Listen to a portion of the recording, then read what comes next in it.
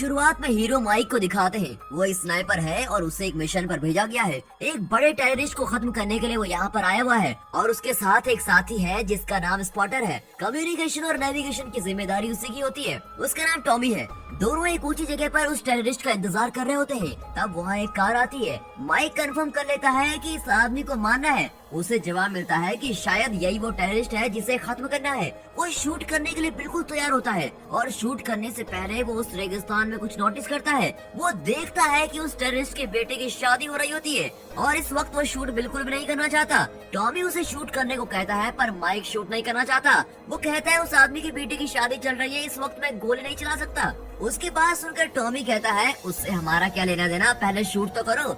Mic फिर M करता है पर अब दूल्हा दुल्हन बीच में आ जाते हैं। माइक फिर रुक जाता है और कमांड सेंटर को बताता है कि वो शूट नहीं कर सकता क्योंकि उसे क्लियर शॉट मिल ही नहीं रहा है। इसके बाद टॉमी और माइक के बीच में इस बारे में बहस होती है। तभी इनके लेंस में सूरज की रोशनी गिरती है और टेररिस्ट को इन लोगों का पता चल जाता है। फिर वहाँ के लोग इनका पीछा करते हैं। ये दोनों भी बचने की पूरी कोशिश करते हैं। वहाँ से भागते वक्त इनका जीपीएस वहीं पर टूट जाता है और दोनों बुरी तरह से फंस जाते हैं। तब माइक स्नाइपर गन से उन्हें डिस्ट्रैक्ट करने की कोशिश करता है और वहाँ से बच जाते हैं। फिर वे कमांड सेंटर को कॉल करके कहते हैं कि मिशन फ्लॉप हो गया है, हमें पिकअप करने के लिए किसी को भेज दीजिए। वे इन्हें एक लोकेशन बताते हैं जो इनकी करंट लोकेशन से लगभग 5 घंटे की दूरी पर होती है।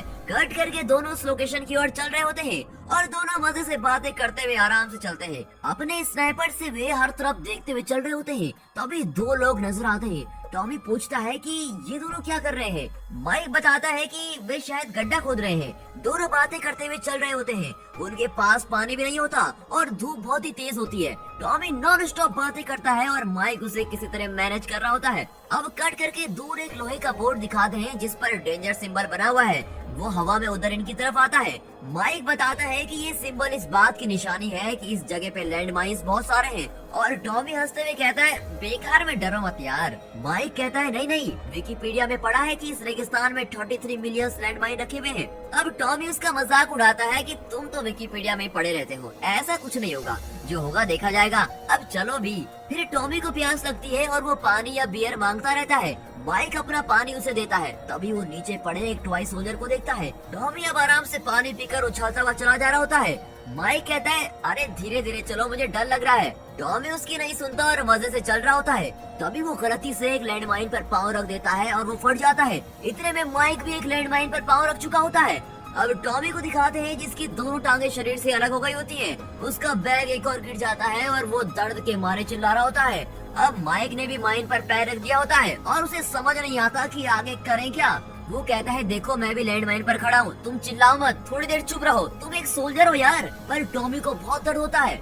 जब दोनों टांगे कट गई हो तो कोई चुप कैसे रह सकता है। वो चीख रहा होता है। माइक कहता है अपने मेडिकल किट से मॉर्फिन निकालो और खुद पर लगा लो, उससे दर्द कम हो जाएगा। टॉमी के बैग में ही रेडियो था और बैग कुछ दूर पर गिरा होता है। माइक कहता है कि उस बैग तक पहुंचने की पूरी कोशिश करो। टॉमी इंजेक्शन लगा लेता है और रोते हुए कहता है मैं अपने बेटे से मिलना चाहता हूँ। अब माइक कहता है मैं तुम्हें मरने नहीं दूंगा, तुम कुछ देर खामोश रहो, हम यहाँ से जरूर बच निकलेंगे। टॉमी से दर्द सहा नहीं जाता और अपनी गन निकाल कर खुद पर गोली चला लेता है। अब माइक चिल्लाने लगता है। उसकी कुछ भी समझ में नहीं आता कि वो करे तो करे क्या। वो बुरी तरह से फंस चुका होता है। अब तो वो अपना पैर जरा सा भी नहीं हटा सकता। चाकू से चेक करने पर उसे यकीन हो जाता है कि उसके पैर के नीचे माइन ही है। इतने में दूर एक आदमी को दिखाते हैं पर वो माइक की तरफ नहीं आता। अब माइक सोचने लगता है कि उसके पास जो चीजें हैं उसकी मदद से वो कैसे बच सकता है। रेडियो वाला बैग भी कुछ दूर पे पड़ा होता है। माइक सोचने लगता है कि उसे कैसे निकाला जाए। फिर वो अपने एक शू का लेस निकालता है और दूसरा पैर माइन पर ही रखा होता है। वो किसी तरह उस शू से भी लेस निकाल लेता है और अपने वेपन से उस बैग को खींचने की बहुत कोशिश करता है। कई बार फेल होने के बाद उसकी कुल्हाड़ी उस बैग पर आ गिरती है और उससे वो बैग को पास खींचता है। वो रेडियो ऑन करता है पर वो ऑन ही नहीं होता क्योंकि उसमें बैटरी तो थी नहीं। अब बैटरी टॉमी के पॉकेट में होती है। माइक उतनी दूर तो पहुंच नहीं सकता और फिर सोचने लगता है कि करूँ क्या। वो बैग की चीजें चेक करता है और उसमें पावर बैंक जैसा एक सोलर चार्जर होता है। उसकी मदद से वो चार्ज करता है। इस तरह अपना एक पैर बिना हिलाए बड़े ही सब्र के साथ वो काम को कर रहा होता है। अपने पास रखी चीजों को रखकर वो बचने का प्लान बना रहा होता है और सोचता है कि किसी तरह रेडियो ऑन हो जाए तो मैं कमांड सेंटर को कॉल करूं।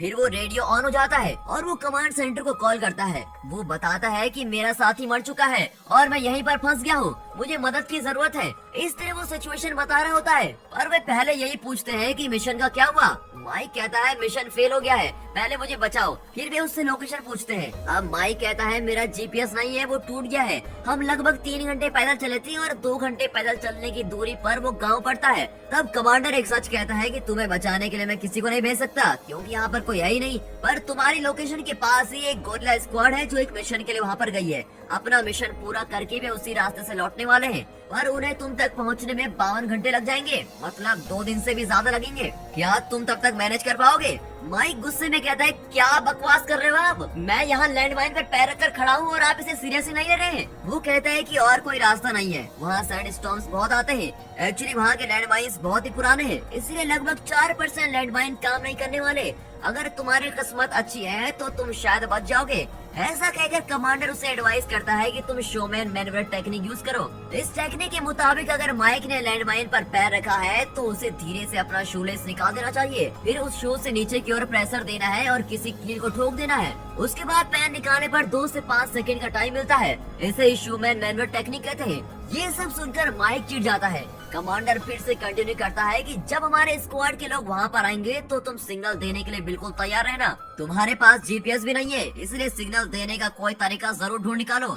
इतना कहकर अब कमांडर कॉल कट कर देता है। माइक को और भी गुस्सा आ जाता है और वो अपनी वॉच में 52 घंटे सेट करने लगता है। फिर वो कड़ी धूप में खड़ा रहता है। उसके पास थोड़ा खाना होता है जिसे वो थोड़ा थोड़ा करके खाता है और थोड़ा पानी पीता है। वो और कर भी क्या सकता था, अगर पैर हिलाया तो वो भी दुनिया से हिल जाएगा। अब वहाँ एक ड्रावनी बात होती है। कैमरा घुमाकर हमें दिखाते हैं कि वहाँ सैंडस्टॉर्म आ रहा होता है। ये देखकर तो माइक का खून सूख जाता है, वो एकदम बेबस हो जाता है, लेकिन वो फिर भी अपने बचाव के लिए कुछ करना चाहता है। अपनी सारी चीजें बैग में रखकर उसे अलग रख देता है और अपना मुंह भी कवर कर लेता है। अपनी गन को जमीन पर गाड़ कर वो खड़ा हो जाता है ताकि जोर से आ रहे सैंडस्टॉर्म में वो डट कर खड़ा रहे। वो तूफान अब जरा ऊपर से गुजर रहा होता है। अब उसके पैरों को दिखाते हैं तो तूफान उसके पैरों पर खूब प्रेशर डाल रहा होता है। वो बैलेंस भी नहीं कर पाता, वो किसी तरह बड़ी मुश्किल से मैनेज कर पाता है और तूफान फिर वहाँ से गुजर जाता है। अब वो अपने मुंह से कपड़ा हटाता है और देखता है कि टॉमी की लाश उसके पैर के पास पड़ी है। उसके पॉकेट से माइक बैटरी निकालता है। थैंक गॉड बैटरी मिल गई, पर अब रेडियो वाला बैग थोड़ा दूर चला गया होता है। गुस्से में वो हंसने लगता है, एक मिला तो दूसरा गया। इस तरह वो 10 घंटे बिताता है। अब उसका पानी भी खत्म हो चुका होता है और वो डिहाइड्रेट होने लगता है। लगभग वो बेहोशी हो जाता है। अपना अंत सामने देखकर वो गन निकालता है और अपने सर पे पॉइंट करता है, पर वो मरना नहीं चाहता और ऊपर की ओर गोली चलाता है। वो हेल्प हेल्प करके बहुत देर चिल्लाने लगता है। कुछ देर बाद एक ब्लैक अफ्रीकन को दिखाते हैं जो रेत पर टेढ़ा मेढ़ा चल रहा होता है। एक्चुअली वो जानता है कि कहाँ कहाँ पर माइंस गड़े हुए हैं। माइक उसे गन दिखाकर कहता है तो तुम ही ने ये सब सेट किया है, चुपचाप आकर मुझे बचाओ। अब दिक्कत ये होती है कि उसे माइक की भाषा बिल्कुल भी समझ नहीं आती और वो टूटी फूटी इंग्लिश में पूछता है आप यहाँ क्यों खड़े हैं? माइक कहता है मैंने गलती से माइन पर पैर रख दिया है और अब मैं फंस गया हूँ। अफ्रीकन कहता है ठीक है तो आप दूसरा पैर उठाकर आगे बढ़ दीजिए। वो अब भी नहीं समझा होता कि वहाँ माइन है। माइक गुस्से में चिल्लाता है कि तुम उस गांव में रहते हो ना, मुझे पानी चाहिए और मेरा रेडियो वहाँ पड़ा है, तुम उसे निकाल कर मुझे दे दो प्लीज। अब वो अफ्रीकन उसकी फैमिली के बारे में पूछने लगता है और कहता है पर तुम यहाँ क्यों खड़े हो? माइक कहता है तुम समझ नहीं रहे हो क्या, मेरा साथी मर गया है और शायद मैं भी मर जाऊंगा। अफ्रीकन कहता है तुम्हारा दोस्त तो शांत हो गया है, तुम भी शांत क्यों नहीं हो जाते? माइक टेंशन में आ जाता है। फिर अफ्रीकन उसका वाटर कैन ले लेता है। फिर वो रेडियो निकालने को कहता है। अफ्रीकन पूछता है इस वक्त तुम्हें गाना सुनने की इतनी क्यों पड़ी है? और इस तरह मजाक उड़ाकर वो अपने रास्ते से चला जाता है और बहुत देर हो चुकी होती है और वो लौटता नहीं। माइक और वेट नहीं कर सकता था और अपना यूरिन पीने का फैसला करता है। वो पीने ही वाला होता है कि दूर एक छोटी लड़की आ रही होती है, वो भी टेढ़ी मेढ़ी चल रही होती है। माइक अब पूरी तरह थक चुका होता है। लड़की आकर उसे पानी देती है और ये कहता है आओ बेटी, तुम ही मेरी भगवान हो, तुम अपने पापा के कहने पर पानी देने आई हो ना। ये कहकर माइक पानी पीने लगता है। उस लड़के के हाथ में एक टॉय सोल्जर होता है और माइक अपना टॉय सोल्जर निकालता है जो उसे पीछे पड़ा हुआ मिला था और उसे लड़की को दिखाकर पूछता है क्या ये तुम्हारा ही है? वो लड़की उसे रेत में रख देती है। माइक उससे रेडियो लाने को कहता है पर वो समझ नहीं पाती और माइक को देख रही होती है। अब माइक चिल्लाने लगता है कि वो रेडियो मुझे चाहिए, पर लड़की उसकी मदद नहीं करती और वहाँ से चली जाती है। अब माइक चिल्लाने लगता है कि मुझे वो रेडियो निकाल कर दो प्लीज, मुझे निकाल कर दो। और अब कुछ देर में रात होने लगती है। रेगिस्तान में रातें बहुत ही ठंडी होती है, इसीलिए वो पास ही आग जला लेता है। अब उसके पास फोन होता है और उसमें वो अपनी गर्लफ्रेंड की फोटोज और वीडियोस देख रहा होता है। वो बहुत परेशान होता है, किसी वजह से उसने आर्मी ज्वाइन की होती है। शायद गर्लफ्रेंड से उसका झगड़ा हो गया था। अब उसे नींद आने लगती है, पर वो अपना पैर जरा भी नहीं हिला सकता है। फिर भी उसकी आंख लग जाती है और वो किसी तरह बैलेंस करके खड़ा रहता है। अचानक उसके चारों ओर कोई आवाज आने लगती है। आग भी अब बुझ चुकी होती है। चारों ओर गिद्धों की आवाज सुनाई पड़ती है। अब ये नई मुसीबत आ गई, बताओ। ये देखकर माइक अपनी गन से चारों ओर अंधाधुंध गोली चलाता है, पर आवाजें नहीं रुकती और कुछ जानवर आकर उसके साथी की लाश को खींच ले आते हैं। वे माइक को भी अटैक करने लगता है और वो शूट करने लगता है। वो डर कर भागते हैं और उन माइस पर पैर रखने की वजह से वहीं फट जाते हैं। और अब ठंड और बढ़ गई होती है। माइक मैनेज नहीं कर पाता। अब धीरे धीरे सूरज निकलता है। माइक को थोड़ा रिलैक्स फील होता है। चलो, थोड़ा एक रात तो गुजर गई। आधी बेहोशी में वो देखता है कि वो अफ्रीकन फिर से आ गया और उसे देखकर हंस रहा होता है। माइक पूछता है, तुम्हारी प्रॉब्लम क्या है? इससे मेरा मजाक क्यों उड़ा रहे हो? अफ्रीकन कहता है, तुमने वहाँ पर पैर क्यों रखा है? माइक फिर से उसे कारण बताता है। अब अफ्रीकन पूछता है, तुम यहाँ आए क्यों? माइक अपने मिशन के बारे में उसको सब कुछ बता देता है। फिर वो आदमी उस मिशन के बारे में सवाल करने लगता है। अब माइक उसकी बातों से बिल्कुल परेशान हो जाता है। फिर वो आदमी पूछता है, तुम ये सब कर क्यों रहे हो? माइक अब पूरी तरह टेंशन में चिल्लाता है कि मेरे जिंदा रहने की कोई वजह नहीं है, इसलिए मैंने मरने के लिए नौकरी चुनी है। पर तुम जानते हो ना यहाँ माइन कहाँ कहाँ रखे हुए हैं, और इसीलिए तुम टेढ़े मेढ़े चल रहे हो, राइट? अफ्रीकन बताता है कि मैं ऐसा कुछ नहीं जानता, पर अगर मैं सीधा चलूँ तो माइन पर जरूर पैर रख दूंगा। टेढ़ा मेढ़े चलने से माइन पर पैर रखने के चांसेस कम होते हैं, इसलिए मैं ऐसा करता हूँ। तुम भी अपना पैर उठाकर तो देखो। गुस्से में माइक चिल्लाता है और उसे रेडियो निकालने को कहता है। वो आदमी रेडियो निकाल कर देने वाला होता है, पर फिर खुद रख लेता है और उसे चिढ़ाता रहता है। तुम अपनी लाइफ में इतना फाइट मत करो यार, जिंदगी को अपने तरीके से बहने दो। तुम उससे लड़कर उसका बहाव बदलने की कोशिश मत करो। जितना भी लड़ो, लाइफ तो अपने तरीके से ही चलेगी, कुछ भी नहीं बदलने वाला। ऐसा कहकर वो रेडियो उसे दे देता है और चला जाता है। माइक रेडियो कनेक्ट करने की कोशिश करता है, पर वो कनेक्ट नहीं होता। अब वो बहुत थक गया होता है। उसके पैर के घाव भी बुरी हालत में होते हैं। सारा दिन खड़े रहने की वजह से उसे बहुत थकान भी हो गई होती है और अपने शरीर से वो सब कुछ उतारने लगता है। तेज धूप में उसका सर भी जैसे फट रहा होता है। अब उसे इल्यूजन होने लगता है कि जैसे कई सारी आवाजें आ रही हो और उसे बहुत सारी आवाजें सुनाई देती है। इतना ही नहीं, उसे लगता है कि मरा हुआ टॉमी उठकर उससे बातें कर रहा है, लेकिन ये सब तो उसका भ्रम होता है। पर उसे लगता है कि टॉमी उसे वहाँ से बचाने और जिंदा रहने के लिए एनकरेज कर रहा है। रात को फिर से गीदड़ उस पर अटैक करने लगते हैं। तब उसे लगता है कि टॉमी उसे शोमैन मैनुअल ट्राई करने की सलाह दे रहा है। माइक वो टेक्निक ट्राई कर रहा होता है, पर गीदड़ उसे चारों ओर से काट रहे होते हैं। फिर भी वो उस टेक्निक के द्वारा अपना पैर निकालता है और तभी माइन फट जाता है और ब्लास्ट में वो अपना पैर खो देता है। तभी झट से उसकी आंखें खुलती है और पता चलता है कि ये सब तो एक सपना है। एक्चुअली वो सो गया था, तभी उसके पैर को गीदड़ों ने काटा था। पर इतने में उसकी नींद खुल गई होती है और वो देखता है कि उसका पैर तो ठीक ठाक है और उसने माइन पर अभी भी पैर रखा हुआ है। माइक की पर्सनल लाइफ में कुछ दर्दनाक बातें भी होती है और इसीलिए उसने आर्मी ज्वाइन की होती है और इसीलिए उसे कई सारे इल्यूजन आने लगते हैं। उसे लगता है कि ये गीदड़ नहीं बल्कि उसकी पर्सनल लाइफ की प्रॉब्लम्स है जो उससे खाई जा रही हैं। अब कट करके दिखाते हैं कि उसके हाथ में चाकू है जिस पर खून लगा हुआ है। उसने कुछ गिदड़ों को चाकू से मार दिया होता है। उन जानवरों ने उसके शरीर को लगभग हर जगह से काट दिया होता है और उसके मुंह से भी खून निकल रहा होता है। तभी वायरलेस में कॉल आता है कि हमने तुम्हें बचाने के लिए अपना स्क्वाड भेज दिया है, पर वे 14 घंटे में वहाँ पहुँचेंगे। पहले से अब और ज्यादा वक्त लगेगा। अब ये सुनकर तो उसकी सारी उम्मीदें टूट चुकी थी, पर तभी उसका कमांडर कहता है कि इस मुश्किल घड़ी में तुमसे कोई बात करना चाहता है। और तब वायरलेस में उसकी गर्लफ्रेंड उससे बात करती है।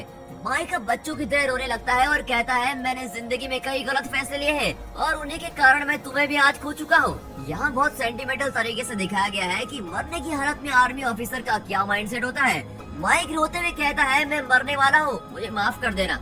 तब उसे गर्लफ्रेंड का इल्यूजन होता है और वो बेहोश होने लगता है। अब कुछ नहीं किया जा सकता, वो बेहोश हो चुका होता है और हमें दिखाते हैं कि उसका पैर माइक के ऊपर से हटने वाला है। उसी वक्त वो अफ्रीकन उसे बचाने आता है और अपना पैर माइक पर रखता है। फिर वो माइक को संभालता है और उसे उठने को कहता है। माइक से तो उठा नहीं जाता। फिर वो आदमी माइक के घाव पर कोई दवा लगाता है। माइक उसे कहता है, तुम्हारी बेटी ने मुझे पानी दिया था। वो कहता है, मेरी बेटी? और इस सवाल के साथ ही वो आदमी अपनी कहानी सुनाता है। मैं और मेरी बेटी यहाँ के लैंड माइंस चुरा कर बेचते थे, पर एक बार लैंड माइंस निकलते वक्त फट गया और मेरी बेटी उस हादसे में मर गई।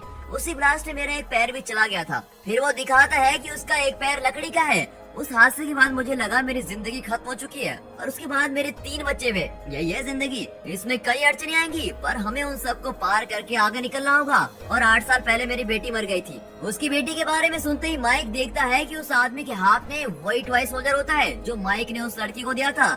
हकीकत में उस आदमी ने माइक को पानी दिया था पर माइक के इल्यूजन के कारण उसे वो बेटी दिखती है। अफ्रीकन कहता है तुमने जिंदगी में बहुत कुछ खोया है, भविष्य की चिंता के कारण तुमने कई सारी चीजें खो दी हैं और फ्यूचर चाहे जैसा भी हो तुम्हें आज जीना है और आगे बढ़ते जाना है। और ये कहकर वो चला जाता है। लेकिन माइक के इल्यूजन में वो लड़की भी उसी के साथ दिखती है। अब माइक और भी थक गया होता है और फिर एक बार टॉमी इल्यूजन के रूप में आता है और कहता है वो देखो हमारे आदमी ढूंढते हुए आ गए हैं। माइक कहता है कि ये सब इल्यूजन है, तुम्हारी बात सच नहीं है, मेरा मन खुद ही ये सब सोच रहा है। तब टॉमी कहता है नहीं यार तुम वहाँ ठीक से देखो। माइक उस तरफ देखता है तो सच में उनके स्क्वाड के आदमी आ रहे होते हैं। वे कहते हैं हम तुम्हारी लोकेशन नहीं जानते, तुम किसी तरह हमें सिग्नल करो कि तुम कहाँ हो। माइक से तो कुछ हो नहीं पाता, वो बार बार चिल्लाता है कि मैं यहाँ हूँ, मैं यहाँ हूँ। एक्चुअली उसका अंतर्मन जानता है उसे क्या करना चाहिए और वही टॉमी के रूप को लेकर बार बार उससे बातें कर रहा होता है। फिर इल्यूजन कहता है कि तुम्हें अपना फ्लेयर जलाकर उनको दिखाना चाहिए, फ्लेयर को जलाने से रंगीन धुआं निकलेगा, तुम उसे जलाओ। माइक का फैसला करता है कि इल्यूजन से बाहर आना बहुत ही जरूरी है। टॉमी मर चुका है और अब जो करना है मुझे ही करना है। वो फ्लेयर को निकालने की कोशिश करता है, तभी उसके शरीर को एक बुलेट चीरती है। वो देखता है कि जिस टेररिस्ट को पहले सीन में टारगेट कर रहे थे उन्हें माइक का पता चल गया है और वे उसकी तरफ से आ रहे होते हैं। एक और आर्मी की गाड़ी उसे ढूंढती हुई दूसरी दिशा में जा रही होती है और दूसरी ओर टेररिस्ट लगातार गोली पे गोली चला रहे होते हैं। माइक को अब चक्कर आ जाता है और वो हर तरफ गोली चला रहा होता है। तभी उसे अपने लाइफ की हर वो बात विजुअल बनकर दिखती है जो उसके मन में आ रहे होते हैं, जैसे माँ से किया हुआ वादा जो वो नहीं निभा सका, गर्लफ्रेंड से अलग होना, उसके पियक्कड़ बाप के ताने। इस विजुअल के बीच वो अचानक फैसला करता है कि मैं नहीं मरूंगा, मैं जिंदा ही रहूंगा। वो झट से फिर अपने स्नाइपर गन से 2 टेररिस्ट को शूट कर देता है। फ्लेयर उसकी पहुंच से बहुत दूर होते हैं और वे उन्हें उठा नहीं सकता। फिर वो अपने पैर को देखता है और सोचता है यही मेरा लास्ट चांस है, अगर इसे मैं मिस कर देता हूँ तो जरूर मर जाऊंगा। उसे कमांडर की बात याद आती है कि यहाँ के माइंस में 4% माइंस काम करते हैं, अगर माइन फट भी गया तो सिर्फ पैर ही तो जाएगा, जान तो बची रहेगी। ये फैसला करके वो बहुत धीरे से सब्र के साथ अपना पैर हटाता है और झट से दूर चला जाता है, पर माइन नहीं फटता।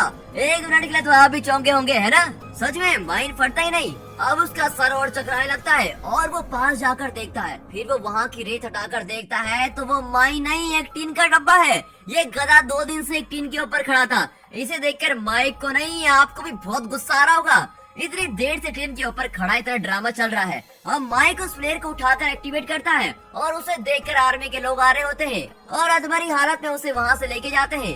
अगर वे सिर्फ 2 घंटे लेट आते तो शायद वो मर ही जाता। और इसी ट्विस्ट के साथ ये मूवी यहाँ पर खत्म होती है।